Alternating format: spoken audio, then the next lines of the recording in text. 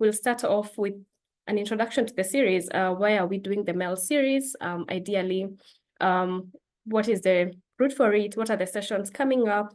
And then we'll go towards answering the question of what is a theory of change? And if we have one, then how can we continue making it efficient and effective? Then we'll have a Q&A session in between. We'll have a theory of change activity to initially had written an email just letting us know that we need to have a theory of change as part of the activities today. So I hope you have your theory of change either for the organization or for a program that you're working on with you. And if you've not developed, I hope you've looked at our toolkit just to give you an idea of what is coming up. And then we'll have breakout discussions and then another Q&A session, and then discussing the next steps, what happens after this session today. So as you can see, there's a lot of engagement required from you, and I hope that we can actively engage, and most importantly, we can put away any distractions. And if it's possible, have your camera on just for so much engagement with you. So thank you so much for joining us. And actually, just to take us to the next step, I'll be introducing the facilitators of the day. That is Dr. Ekaterina Cooper, who's the Senior Impact Manager at the Global Schools Forum, and Sarah Rotich, who's the Impact Manager at GSF. The two will be our pilots for the entire MEL learning series, all the way from today to our last one on the 13th of November. So welcome, Ekaterina and Sarah. Sarah, you can take over and just tell us what is in store for us. Thank you, Mercy, and thank you so much, everyone, for joining us today for the very first session in our MEL Learning series. Like Mercy said, the topic for today is crafting your theory of change, building a clear vision. And just to give some context for our hope for this series, we don't see this as a series of webinars as much as we do an opportunity for us to respond to your specific questions and your specific needs. So less webinar, more office hours. And so thank you to everyone who submitted questions using the link that Mercy sent ahead of the meeting. And just a heads up for the sessions moving forward, we'll continue to ask for questions ahead of the session. And we also would love for you to come to the session with any additional questions you have about the topic for that day. So the objectives and the content that we've crafted today are specifically aligned with those questions that we received. So thanks again for your engagement, and we also look forward to some specific question and answer sessions for you to bring up any additional questions or thoughts that you might have today related to theory of change. And so in line with that responsiveness to your questions, the first two objectives today are really about understanding what a theory of change is, why it matters, and how it can be a useful tool for helping your organization make sure that you're addressing your beneficiaries' needs. Then we'll get a little bit more practical and go through an activity to help differentiate between outputs, outcomes, and impact, and to also give you a chance to start developing or refining your own theory of change using a structured approach and a template. And last, we'll talk about next steps, how you can use your theory of change as the foundation for all of your monitoring, evaluation, and learning efforts to make sure that you're measuring your progress and your impact effectively and efficiently. So we'll start off by talking about what is a theory of change and why it can be such a helpful tool for organizations. We're all here in our organizations and in this session because we want to create change. And a theory of change describes the steps that we can take to achieve that change. So by outlining these main elements, it can be an effective tool internally to help us understand our goals and plan our actions. And it can also be a really effective tool in terms of external communication to communicate our change and to evaluate and then communicate the impact that we're having on the communities where we work. Although the first thing that comes to mind when most people hear theory of change is a diagram, it's actually much broader than that. It's both a product and a process. So the product of a theory of change is usually a diagram and a narrative that goes along with it. The diagram shows these specific relationships among problem, goals, and all of the steps along the path towards your goals. The narrative is an opportunity to add some additional context, information about the places and the people you work with, as well as to explain any relationships that might not be clear from the diagram. But it's not just a one-time thing that happens at the beginning of the project. Theory of change is also a process of explaining how you think about the problem you're addressing, your long-term goals, and the steps along the path toward those goals. So it's a continual reflection process. And as part of that process, you might need to make periodic changes to your product. And theories of change can operate at multiple levels within an organization. You'll usually have a theory of change for your entire organization that articulates the overall vision of change, as well as specific theories of change that are aligned with specific projects. So your organizational theory of change, again, can articulate what is your vision for change in the communities where you work, and what's the strategic direction of the entire organization. So it doesn't necessarily get into every detail, and it's not an operational plan, but it focuses on your core impact pathways and can provide a guiding framework for your whole organization. On the other hand, project theories of change are usually much more detailed and actionable, and ideally should be fitting into your overall theory of change. So if you start to notice that there's misalignment between your goals at a project or a program level and what your organization is hoping to do overall, this is where the theory of change process can be really crucial in aligning, so that if you start seeing those discrepancies, it can be an opportunity to meet together as a team and get on the same page. So based on the brief ideas we've talked about the purpose of a theory of change, we'd like you just to take a moment to think about if the organization or the program that you currently work with already has a theory of change, what benefits do you see from that? And if you don't already have a theory of change, what's a benefit that you think that you could see if you had one? So you can just go ahead and share in the chat, how does or could your organization benefit from a theory of change?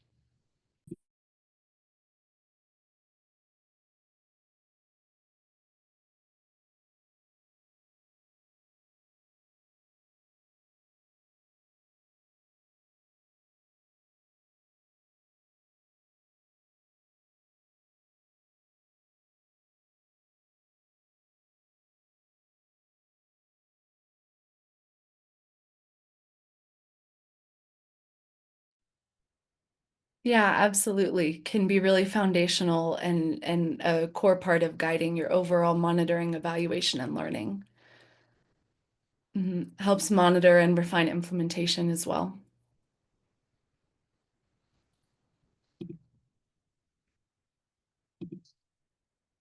Give another 30 seconds if anyone else would like to share how your organization benefits from a theory of change.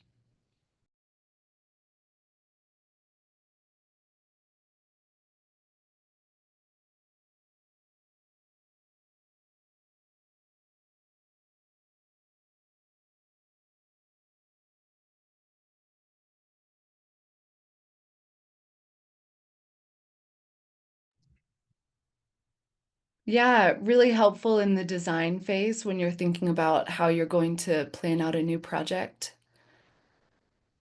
Informing the organization objectives and realizing the mission. Yeah, and great point. It can also really help with external communication with partners and funders so that they understand what your organization's about. And it makes explicit those connections between the problem and the solution. And I love the idea of keeping the goalposts in the same place, so that you're not having different projects going in different directions, but they're all leading towards one place. Yeah, and the same idea, helping you stay on track. Thanks so much for sharing those.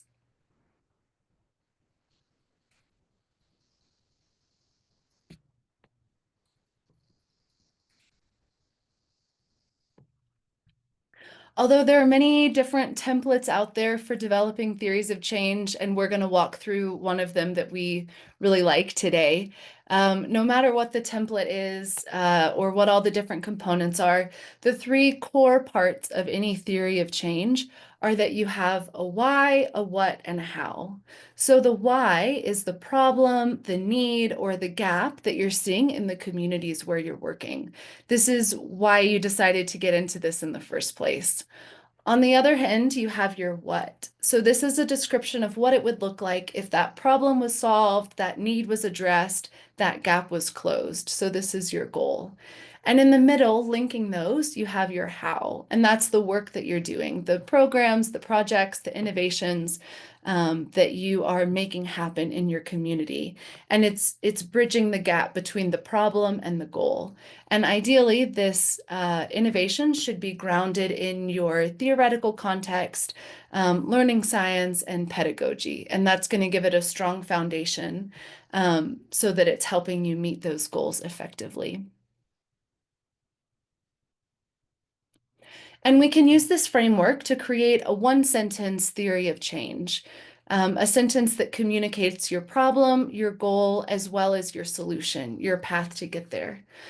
So I'd like to go over a few examples of how to create this one sentence theory of change. And then we'll give you an opportunity to take a few minutes to think about your own really concise, if you have one sentence to explain the work you're doing, this is a way to really get at the key components. So the first example is of a foundational literacy and numeracy program that includes a teacher training component. So for this organization, the problem that they're addressing is that many children in low and middle income countries receive ineffective instruction and they complete early grades without basic literacy and numeracy skills. And what they would love to see, what their goal is that improving instruction through evidence-based in-service teacher training would improve student learning. And the path that they envision from getting from that problem to that solution is training teachers using structured lesson plans, ongoing coaching, and classroom support. So from start to finish, their one-sentence theory of change is many children in low and middle income countries receive ineffective instruction and complete early grades without basic literacy and numeracy skills. But improving instruction through evidence-based in-service teacher training can improve student learning. So we train teachers using structured lesson plans, ongoing coaching, and classroom support.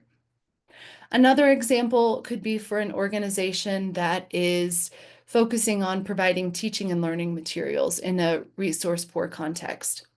So the problem, their why, is that there's limited access to learning materials, and this reduces children's early exposure to literacy and numeracy. Their what, their goal, and what they want to see is that providing engaging and culturally relevant books and resources can increase exposure and prepare students for school.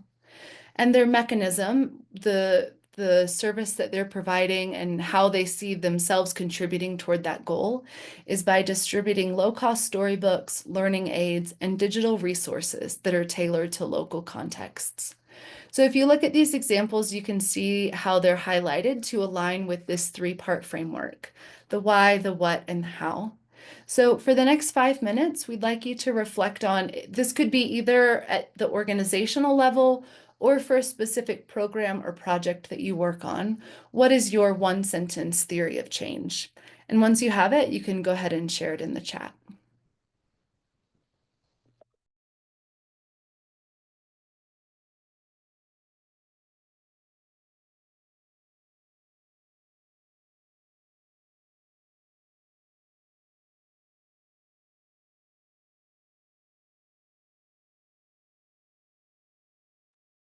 Yeah, it absolutely is. It can be really challenging to really distill what is the key crucial problem you're addressing and what is the core kind of way that you're addressing that.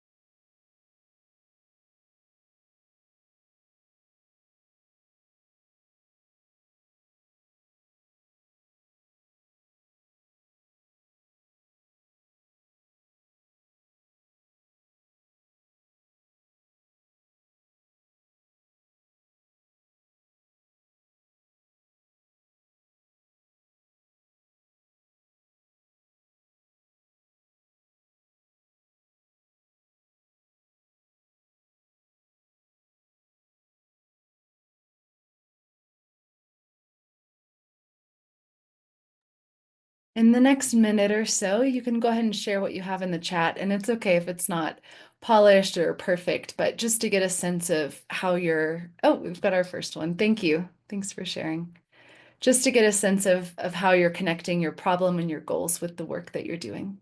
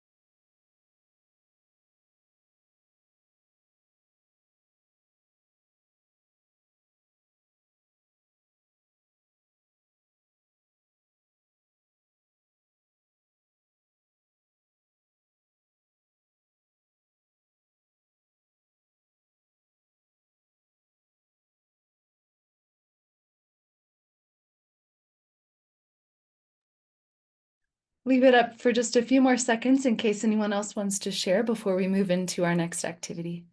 And I'll pass it over to Ekaterina.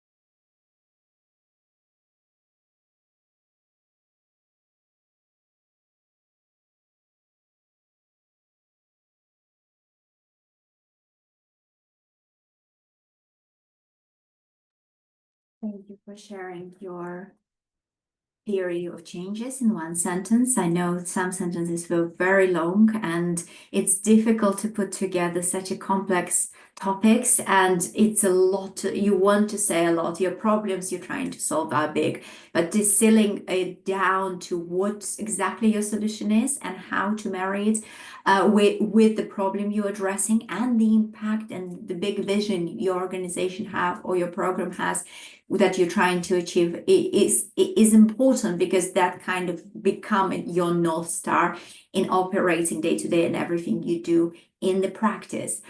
I would like to pause for a minute and ask you to ask questions. Are there any specific questions about what we discussed so far? So something maybe related to the difference between organizational theory of change and the project theory of change, aligning those, or maybe something to do with why theory of change exists and how to utilize it in the most meaningful way, although we had brilliant answers. So any questions before we move on, diving into the deep details of what theory of change is and how to construct the more structured theory of change?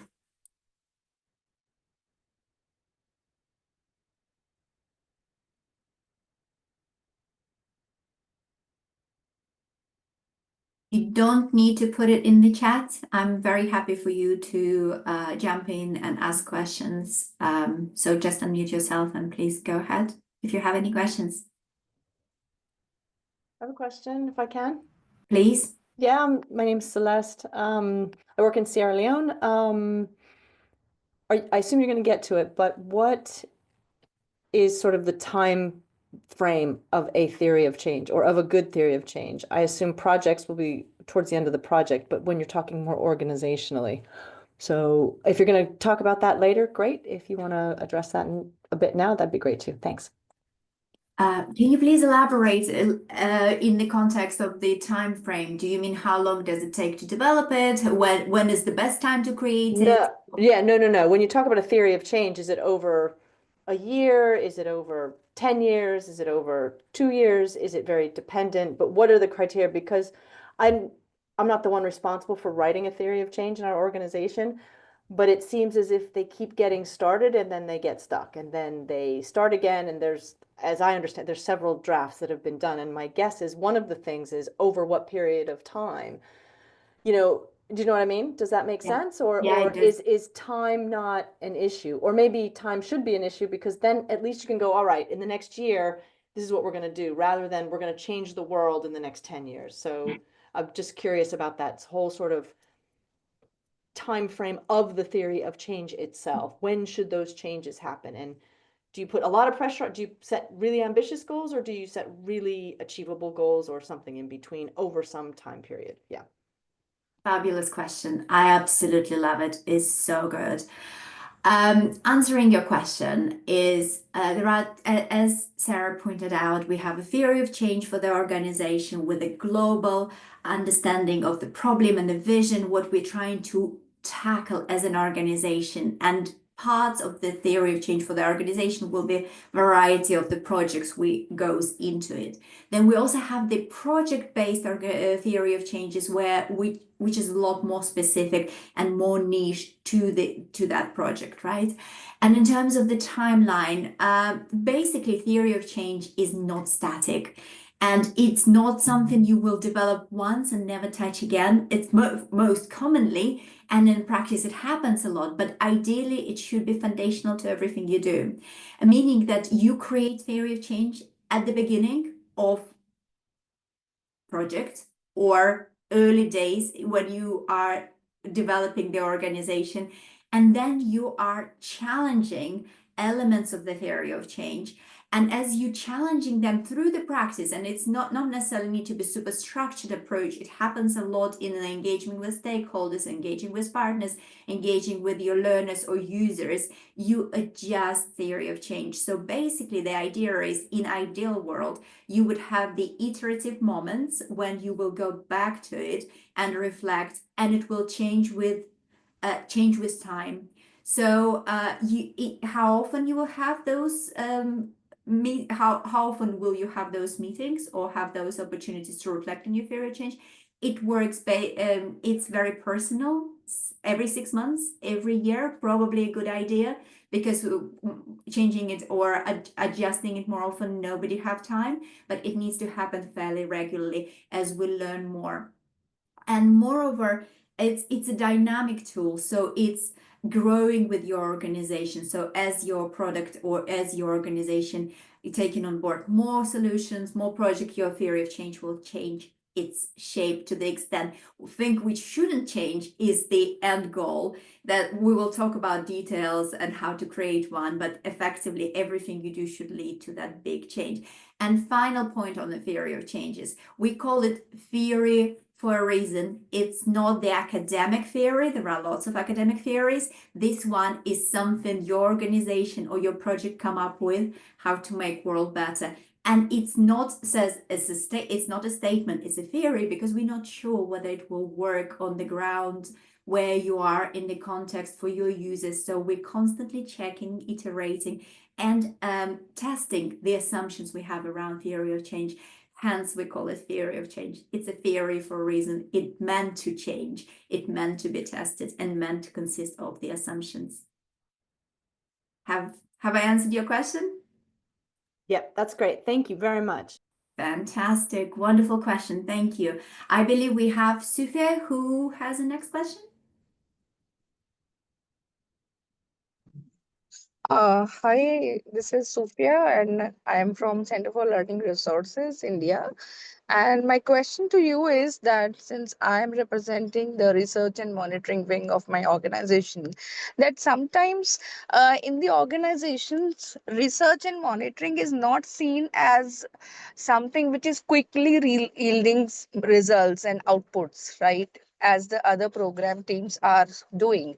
So sometimes it is seen as an investment which may reap some results over time, but a short term kind of an output is not there. Since in the absence of that, sometimes people may feel kind of demotivated to have such kind of a thing. So how in that kind of a scenario, as a cross functional team, as the one who's leading a cross functional team, may I motivate the other people that this is going to inform the vision and mission of the organization, as well as it is going to inform the programs that the organization is running, so to say. So what kind of steps may I take as the lead of the vertical head?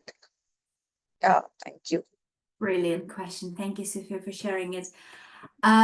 So theory of change, not only dynamic, it's also a strategic tool, and strategic tool that can help you to prioritize what's important and when for your organization and for your product development and for your program development, and ensuring that you're on track. And theory of change can be foundations not for only MEL side, but also other strengths or other teams that work with your product, for example, for communications or for fundraising and so on. So that could be a foundational for that. I feel your frustration. I've been working with a lot of organizations, and MEL often feels as a good to have or extra add-on. Whereas in reality, it should be the foundational for everything organization does. But sometimes there are so many competing priorities that it's really tricky to find that balance in between feeding the immediate short-term data you can get into the product development, and also ensuring that the decisions made about the organization, about the scaling, about the program development are based in those insights. And also finally, thinking about, we will go into details today of what different parts of theory of change are. And in the future sessions, we will go into the MEL framework and thinking about the indicators and how to test assumptions related to those parts. So what I'm trying to say here is that once you prioritize what's matter for your organizations and when, based on your theory of change, you can ask questions related to the outputs. That's your short-term data, ensuring that your product is or program always on track. And then, of course, there is an outcome data that is ensuring that the change is actually happening. So very much down to the priorities where you are, but there are some small wins that you can share with your organization, with other teams, focusing on the outputs. Did I answer your question? Yeah. Thank you so much. Thank you for brilliant question. Okay, we have probably one more question, and moving on into the theory of change. Okay, can I go? Of course, please do. Hi, everyone. My name is Lanre from Seed Can Support Foundation from Lagos, Nigeria. And the question is, it has to do with this goalposting between the organization and the project theory of change. So is it a formula where if you cannot find where the project theory of change fits into the organization theory of change, then you don't bother? Or, I mean, that's not a project to do? Or what is the relationship between the project theory of change and the organization theory of change? Brilliant question. Thank you, Landra. Really, really good one. So organizational theory of change would highlight high level of activities that organization do and very much highlight the change they want to achieve, organization want to achieve, or impact organizations want to have.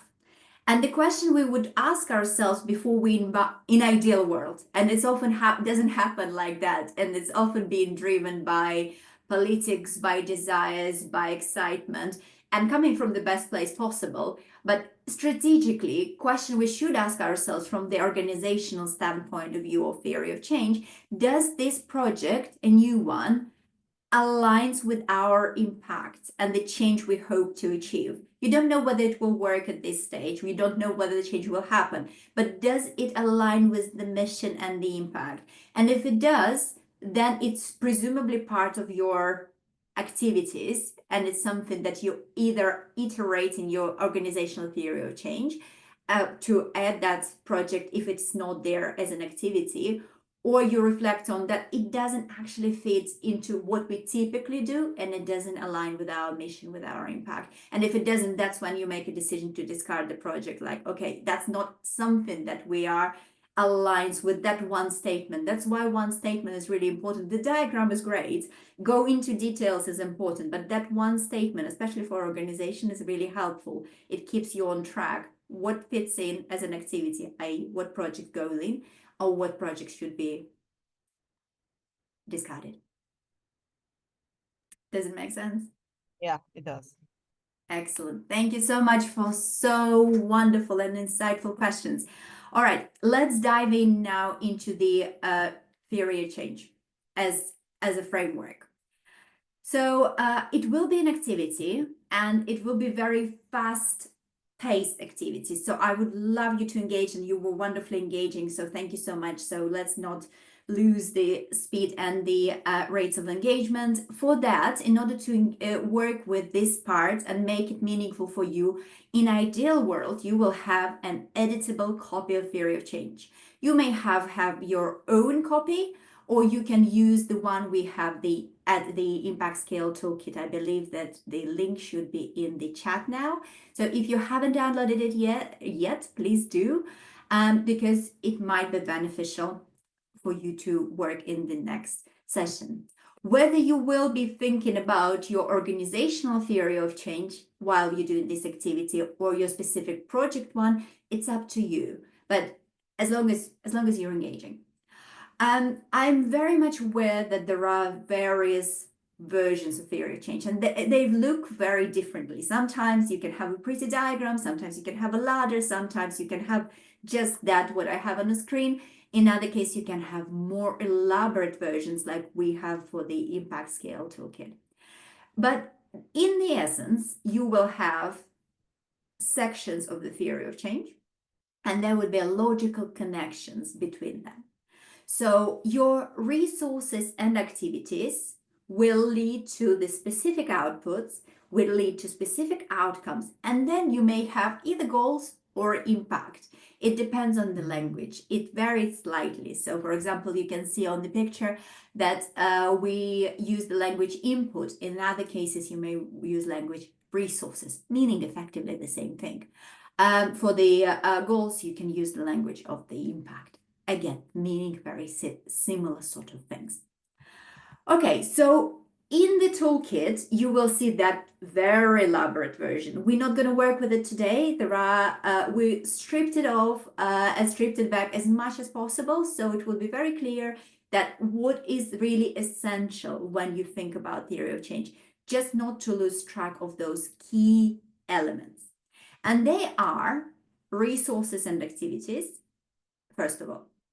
Resources and activities is your how, based on the diagram Sarah showed earlier. And that resources and activities describes everything that goes into your program or into your organization in order to achieve the desired change. So for instance, it might be a teachers participating in the training, or students engaging with the learning resources, or quizzes students to complete, or questions students to answer in the end of the particular lesson. So any resources your program have, any activities your program have, go into that box.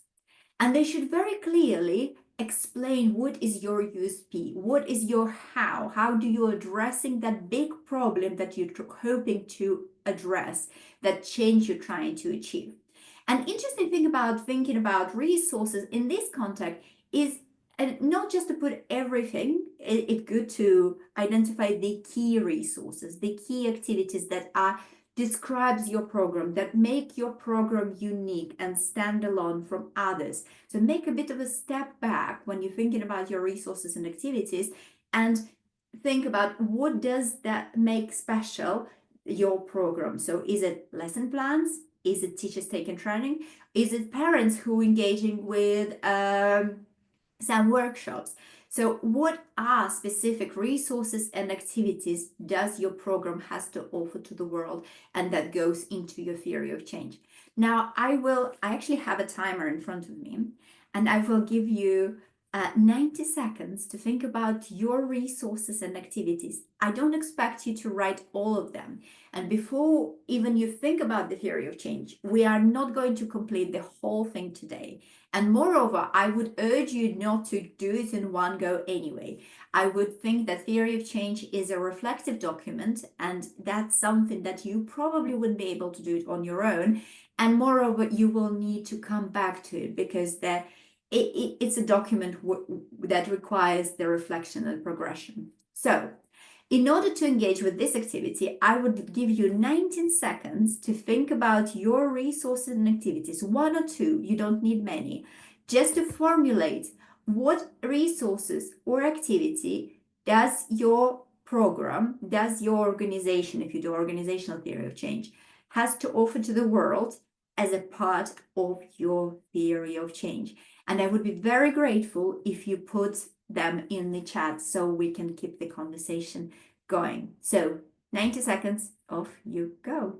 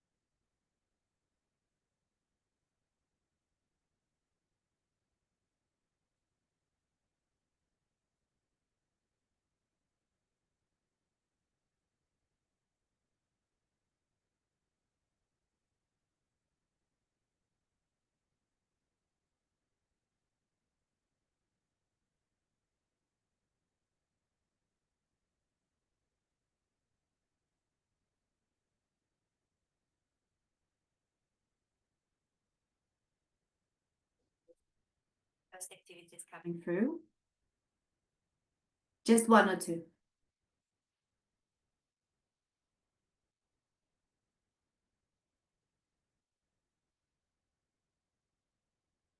Very good.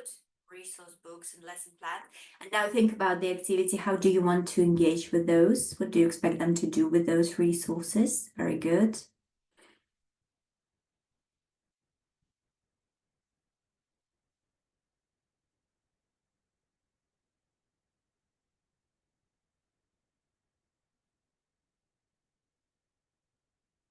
Provide better parenting skills for caregivers.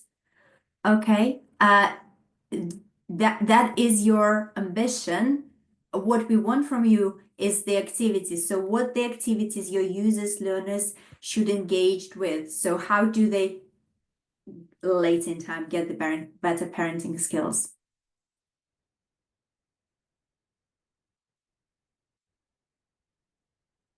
Very good. Well done. Excellent, fantastic. Yeah, I love the idea I also like the idea of separating resources and activities, establishing that link. We're preparing these resources and that what's happened to them. That's brilliant.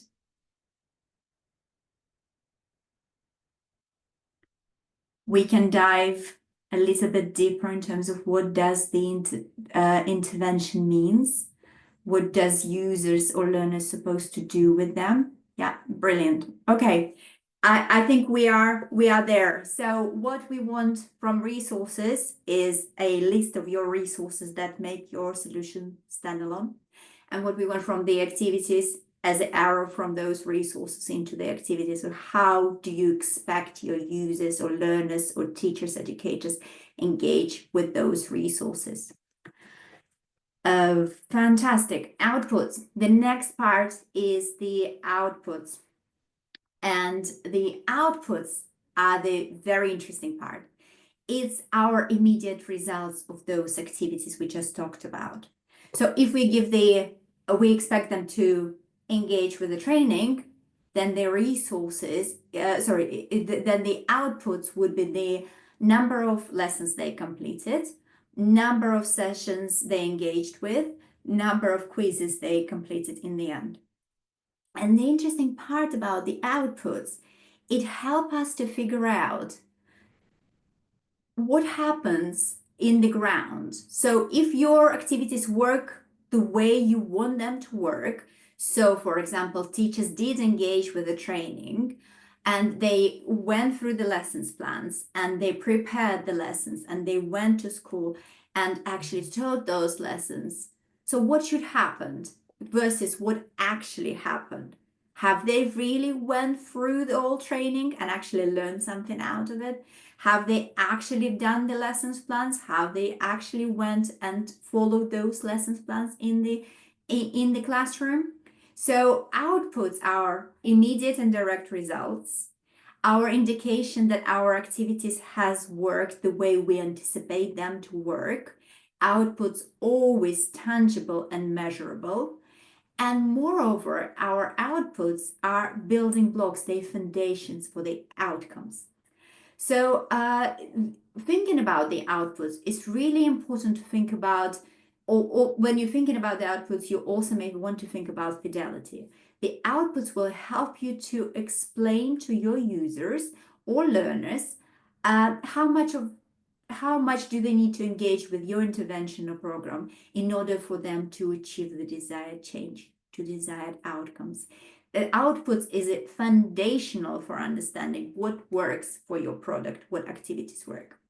Okay, I will give you another 90 seconds to think about your outputs, but not any outputs. You've listed your resources, you listed the activities. Now think about the outputs specifically related to that activity. And when you work on your theory of change, you will have variety of activities there. You will have variety of outputs associated with those activities. Okay, so 90 seconds. Put in the chat, how do you know the activity worked the way you anticipate it to work? What are the immediate results of your activities? We're not talking about change. We're not talking about improvements. We're just talking about that activity has happened. And how do we know about that? What will indicate that? Off we go. Time starts now.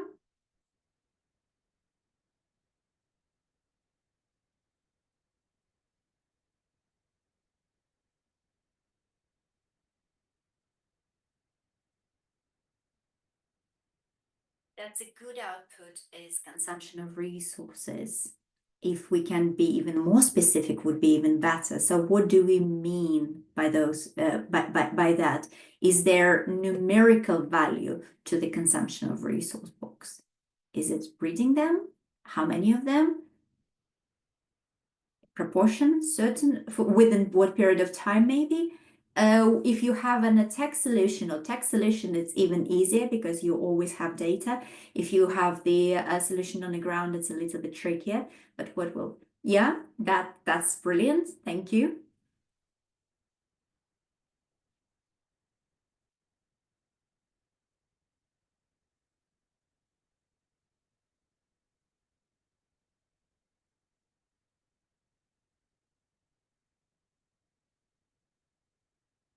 can think about what does understand means, that would be fantastic. So you can measure it. You would literally tick the box that has happened.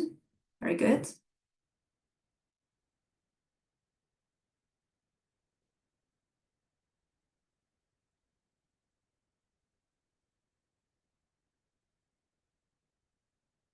Excellent.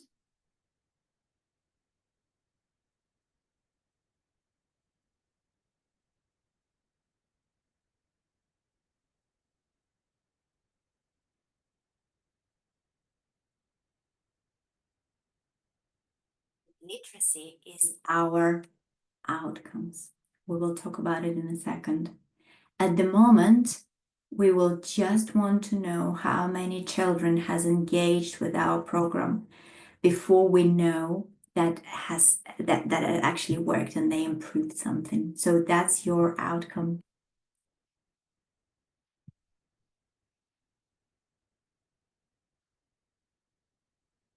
Brilliant. Fantastic. Okay, so we have the activities, we have the outputs that might be an indicator that that activity works. And now we're moving to the change, that very much desired change we wanted to achieve, the outcomes. Outcomes always an indication of a change, meaning that when you formulate your outcomes for theory of change, they always will have a verb in front of them, whether we are improving, increasing, decreasing, reducing, whatever you do, there would be an indication, verb indication that it is changing. So in this case, after the number of training sessions, we know that teaching practices has improved. Students' learning has improved too. So it's a measurable and direct result of the engagement with the activities and on the basis of the output. So when we sussed out the idea that our intervention worked the way we wanted it, now we are ready to measure the change. And now we can state that that change will be quantifiable. We can think about short-term, long-term, mid-term outcomes, but not to confuse it right now. You always want to measure the change, and whether we do it in before and after at the early days, or do we go for something more elaborate and more structured with the control group later, you always want to assess how engaging with the activities and putting everything else aside changed things that you hope to change, improve, whether it's knowledge, attitudes, behavior, practices, conditions, and so on. So outcomes is always a quantifiable change. It could be difficult to formulate it in order to make it super measurable. For example, we want to improve the engagement. And what does engagement mean? Engagement is a very loose term. So think about your activities and what you hope to change. Like, does engagement mean motivation? Or does engagement mean comprehension and knowledge acquisition? What specifically do you mean? So more specific or more narrow or well-defined your outcomes will be. Same for the outputs, but especially for the outcomes, easier for you will be to measure it later in time. So we want outcomes be quantifiable and directly attributed to the intervention or program that we facilitate on the ground. Okay, so we have the activities, we have the outputs. Now I would like you to think about the outcomes, how this activity that you put down 10 minutes ago, 5 minutes ago in the chat facilitates the change for the outcomes. And off we go. We have 90 seconds.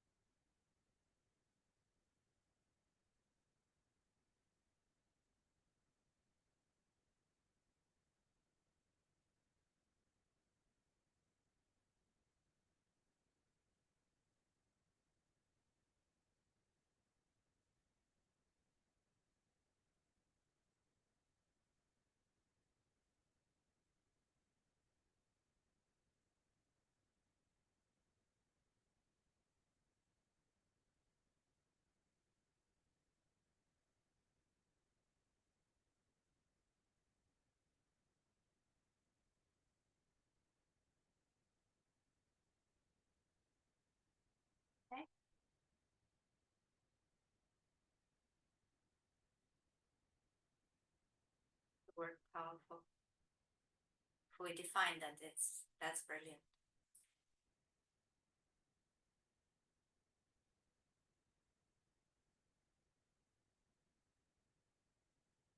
I love the specificity of the outcomes. If we know why we want to improve these certain percentages and where it's coming from, whether it's coming from the knowledge of the context where we're in, if we know it from the literature, then yes, it feels justifiable and great.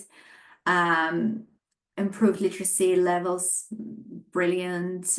Improved classroom facilities, yes, skills upgraded.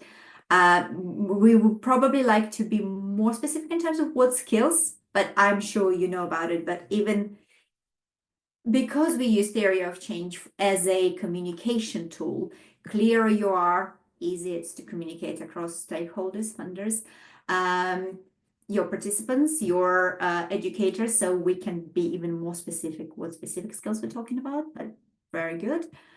Okay, fantastic. I think we're there. So before I move on to the final part, talking about the impact or goals, I'd just like to reiterate the difference between outputs and outcomes is in the way you assess them and when you assess them.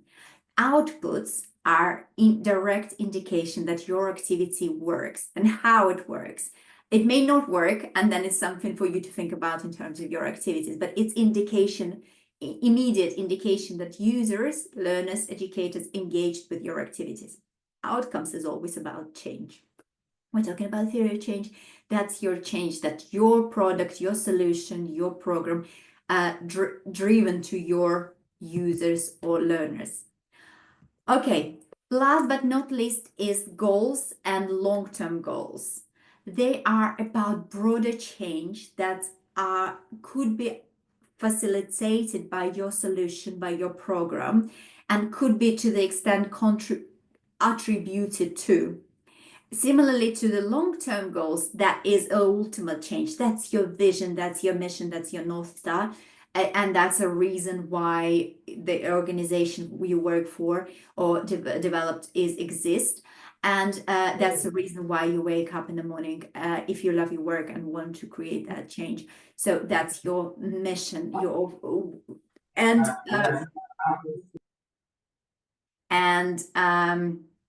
we cannot directly attribute the changes in the broader context to our intervention, but we can associate by proxy links between our intervention, our program, and goals and long-term goals. So when we think about those, we, for example, for improving teachers' practices, improving students' learning outcomes, the goals might be that those students whose learning has improved getting a better jobs in future, and the long-term goals that the contextually, systematically, the education quality has improved, and that leads to bigger population changes, economical changes, general workplace changes, and so on. So when we talk about goals, we talk about midterm goals. We are talking about how does our intervention affected people's later in life or affected the context where they indirectly. And when we're talking about long-term goals, we're talking about broad impact, systematic. So when we talk about our intervention or program and the outcomes, we always talk about sample. We always talk about people who we work directly with. When we talk about goals and the impact, we always talk about the extend effect or extend impact. So we're talking about the population to the extent and systematic changes. Okay, so now I would like you to think about goals of your solution or your program and the impact or long-term goals of your solution, please. Aligning with the outcome that you put in earlier in the chat.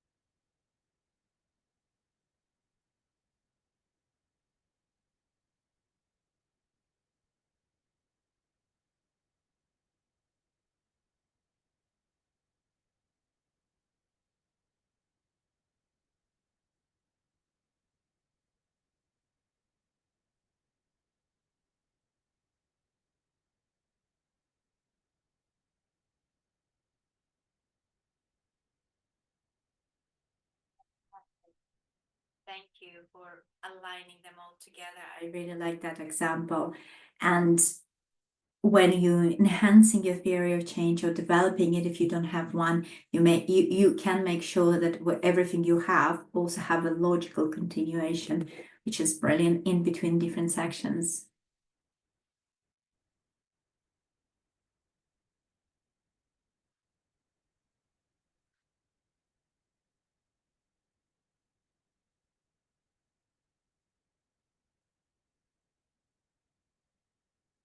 Good question. Why it could be the case? There is a general confusion across the field in terms of the outputs and outcomes. It's not unheard of. I would often think that it could be short term. It could be your output could be a foundation or a stepping stone towards measuring the outcomes. So without having the baseline, if you like, you can treat your outputs as a baseline for your outcomes that will be measuring end line or midline late in time and associated with a change. But in general, the outputs there for you knowing that your activities work. And you may have its numerical indication, or you can get the anecdotal data, or you can have qualitative information that you may want to test some assumptions related to the activities or related to your outputs.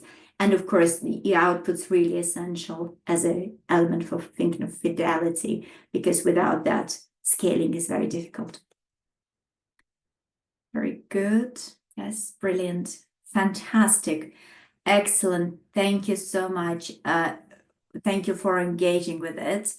And one more thing I wanted to share with you about theory of change and translating it into the assessment foundations or MEL framework. So your resources and activities, it's something that sits with your programmatics and operations. That's something you create as a part of your theory of change. You have the ownership of that and you have a control of that. You know what goes to the lesson plans, you know how what content goes to quizzes, you know how to set up your program and so on and so forth. So your resources and activities sits with you. It's something you have the ownership with and you have control over. As soon as it's reaching the world, it's out of your hands. You don't really know what's happening with your program. You don't really know how the users, learners, educators engaging with your program. So that part is intended intervention. You have the assumptions, you have the guesses, you have the theory of change of that change you desire to achieve. So, but we don't know for sure, hence we need to get the indicators and gather the data to make sure that it happening the way we anticipated it to happen. If not, how does it happen? And then what does happen in terms of the desired outcomes? Well, learners are learning or teachers are teaching, and is it improving or is it reducing whatever we try to achieve? And then we also have the accountability line. Past the point of our intervention, once intervention is finished, we cannot immediately and directly claim the results of that intervention for the broader context. We can find the evidence, we can find some proxy indicators that our intervention, our program, our product has facilitated change that had an impact on somebody's life, had an impact on their practice, or had a systematic community-wide change. But that is not directly associated with our program. So 3 things we need to know: things we can control, things we want to learn about, and things we want to understand as a broader context. Okay, and now I would like to move you to the breakout rooms and give you an opportunity to reflect on the activity you just did. I would like you to discuss in the breakout rooms 2 things. First, what become clear after this session, after doing these bits of theory of change and aligning them together. And the second, what is one thing about theory of change that is still not clear, is still you're unsure about? I would really love you to have that discussion in the group and then come back to us and ask one question that is still standing, that is still remains about the theory of change.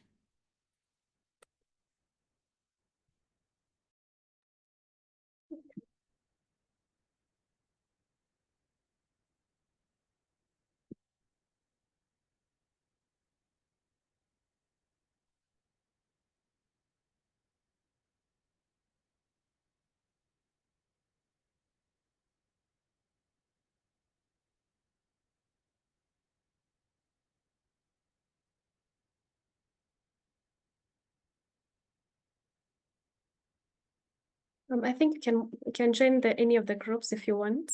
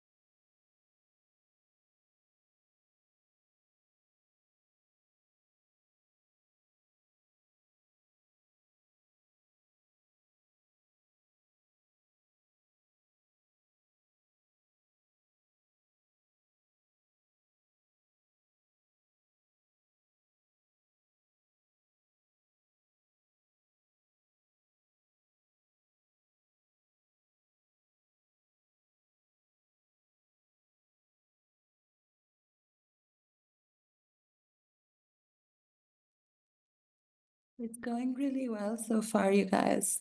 Just wanted to say that.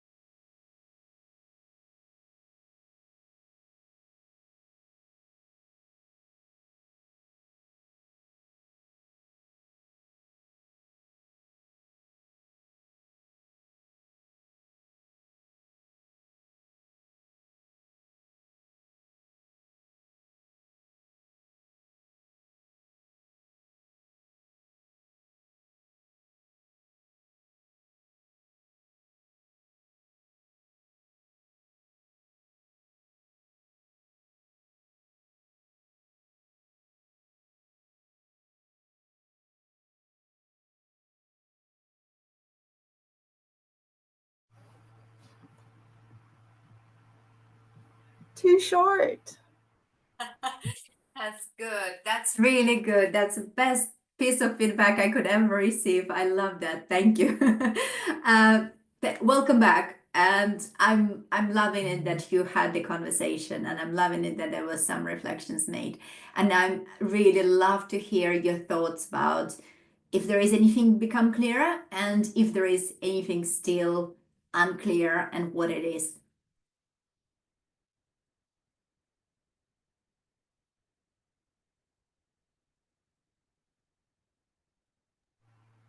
I think we were talking about what I think you made really clear between like the distinction between outputs and outcomes. And I think that's really helpful. And I was just, and I think Celeste helped me with this, but like I think for me, describing our activities and the resources that we use to support those activities, and maybe just because like I love our resources so much, it's really hard not to go into the detail that's in those resources. So one of them is like, and what if the resource itself is like, so one of our resources is a quality schooling framework that contains like a list of evidence-based practices. Those evidence-based practices become part of the support that we give to schools, but it's not always all of them. It's never all of them all at once. And so, but you kind of want to show in your theory of change that you really use these evidence-based practices, but then that's really part of the resource and not part of the activities.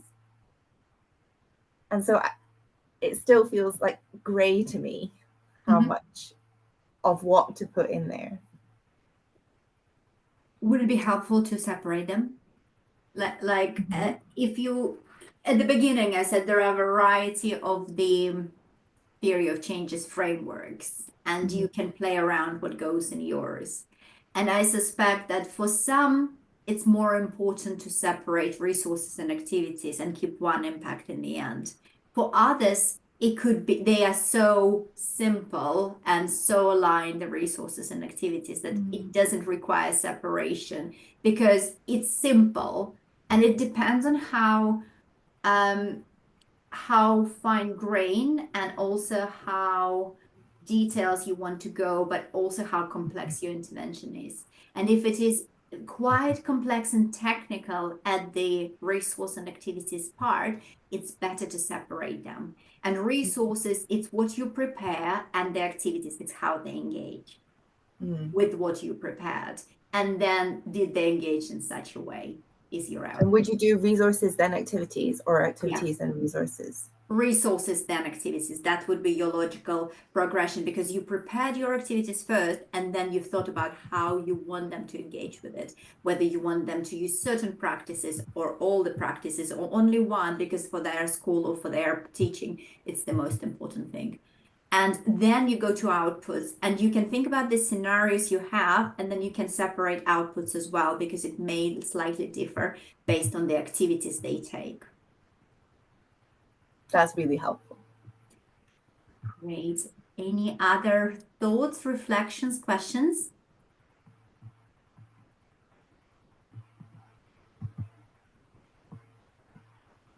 Yes, you can. And you can have, sorry, I'm answering the question in the chat. Can we call goals as impact? Yes, in some theory of changes, in some frameworks, goals would be called impact. And it depends on, again, granularity and the emphasis you want to make in terms of how detailed you want to go and what are the priorities for you.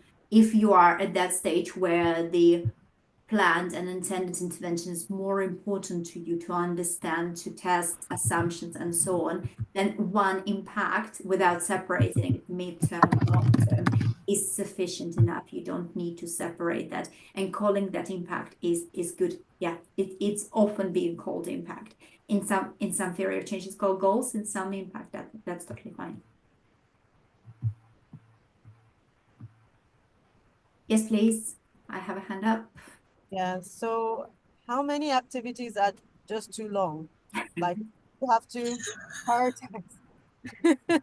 So when you do so much, like at what point do you say, okay, this is enough number of activities that you should have? I think it's a brilliant question. I think it depends. It depends on what's right for you and for your organization. And I think it's what's right for your stage of your program development as well. In earlier stages, you can be as detailed as you want. If you're developing a new program and you don't know much about it, I would say more activities the better, because you will have more outputs and you can learn more about it. You will have more assumptions. If your program is established and you are just going to scale into new context, or is just ensuring the outcomes, or you at the impact assessments phase where you're exploring the context and systems and attributing them to your program, then only core activities that features your program. So it's very much depends on where you are and what you're doing. If it's early days, then go for it. More the merrier at this stage, because you will need to know what works specifically and what doesn't, because you don't want to invest in things that aren't working and aren't being used on the ground, but you want to invest in time, energy, resources into things that being used. Any other questions?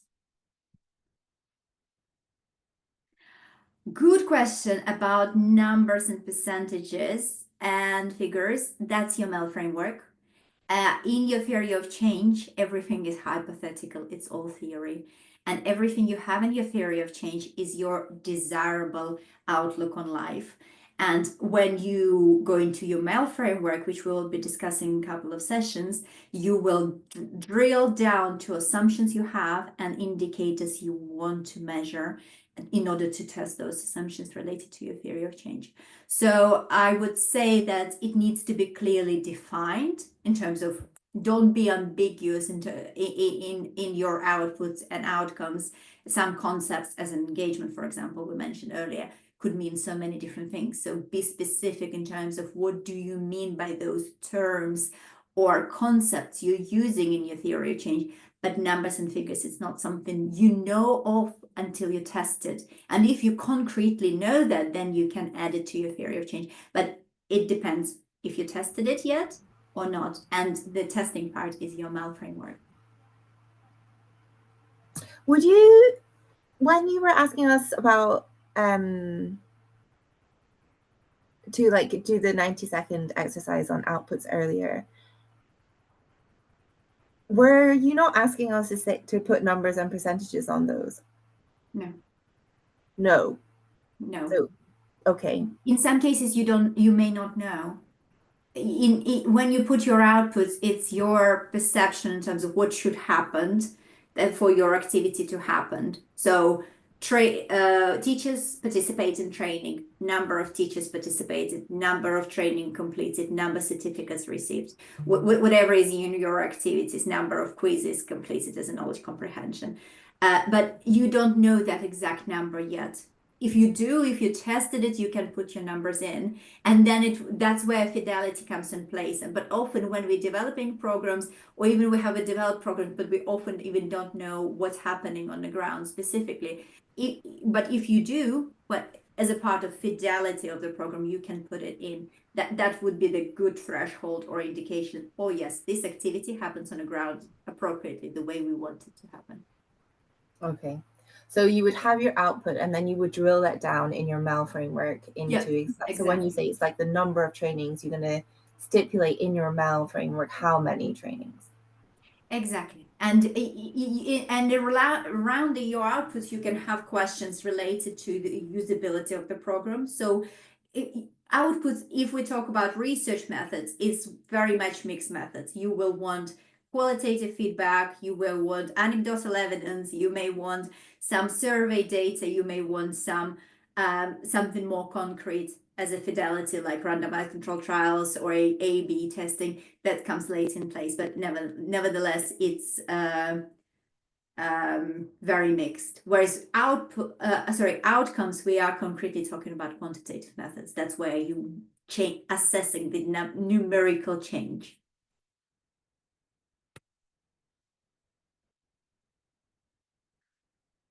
Thank you. We just shared on the chat the resources related to MEL framework.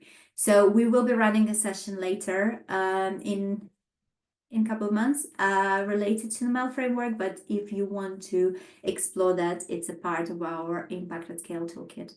Please feel free to explore that. Okay, are there any other burning questions that left unclarified thus far about theory of change? Okay, I'll pass it to Sarah.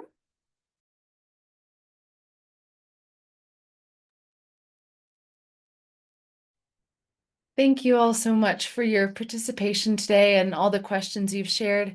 There were 2 questions that were submitted online that we felt like we didn't get a chance to go too deep into today. And so we wanted to share 2 resources from our Impact at Scale toolkit that we felt might be helpful. So one of the questions was about aligning your outcomes with the needs of your beneficiaries. So we have a tool called the Problem Tree tool, and I'll share the link for it in the chat. But this will really help you drill down to what the very specific problem is that you're addressing, and that can really become the starting point for your theory of change. So if that's something that you're still unclear on, that's kind of a pre-theory of change activity that you could work through to get clarity. And then another question was about ensuring that a monitoring and evaluation system is aligned with your theory of change. And this goes back to the last question that was asked, which then really gets at what comes after the theory of change, which is the MEL framework. So like Ekaterina said, we're already planning a MEL framework session, but in the toolkit, we do have some videos, templates and descriptions about creating a MEL framework. So that's something you can definitely check out and explore to get more clarity around that question.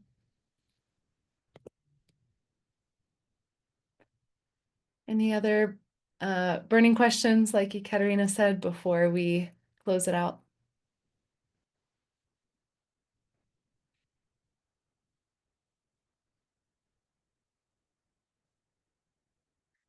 Great. So just as a last thing before we go, we'd like for you to share a little bit in the chat about what you see as the next step in your process of developing a theory of change. So this could be something like sharing what you've done and conferring with your larger team. There might be specific components that you would want to validate with outside stakeholders to see, is this something that would be feasible or meaningful in our context? You might want to reflect on whether and how your activities are connected to your outcomes and goals. But just take a minute, literally a minute, I'll set a timer for 60 seconds. Think about what your next step is, and then let us know in the chat. And ideally commit to it as well.